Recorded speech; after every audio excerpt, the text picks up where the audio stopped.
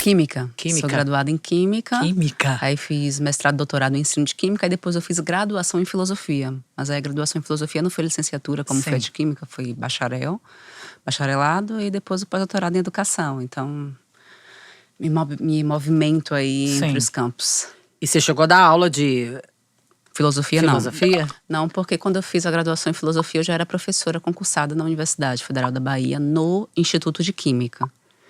Então foi mais uma parada minha, assim, de um desejo de conhecimento, um desejo formativo mesmo. Me conta um pouquinho dessa intelectual diferentona, da onde saiu? Cara, intelectual diferentona surgiu…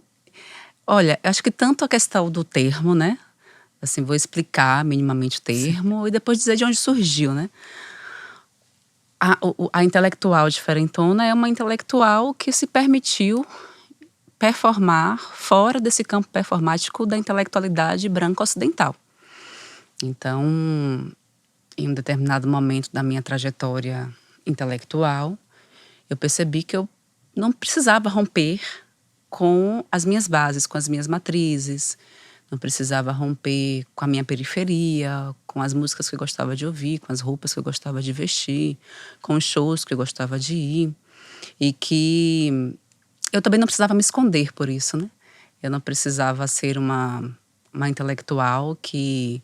Tá, eu gosto de frequentar tais espaços, eu gosto de me vestir de tal modo, eu gosto de dançar tais músicas, eu gosto de falar de tal modo, mas para o público, não. Para o público eu vou ser a professora Bárbara. Eu falei, não, acho que é justo, é legítimo que eu seja na unicidade, que eu seja essa pessoa que se identifica com múltiplas frentes de existência. Mas num primeiro momento você teve que se adequar, você… Óbvio, me adequei. Esse processo de entender, primeiro você entende que você precisou se adequar, depois você faz um processo de crítica a essa adequação e depois você faz um processo de reconciliação com quem você é.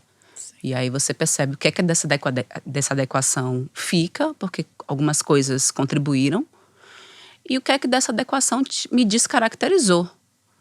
E o que é que eu gostaria de me reconciliar com a minha própria história, né? Então, eu acho que é um pouco nesse sentido.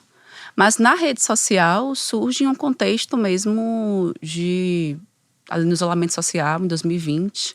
Eu tinha um Instagram. Você já era bem ativa nas redes? Não? Cara, eu tava bem ativa porque tava tendo isolamento social.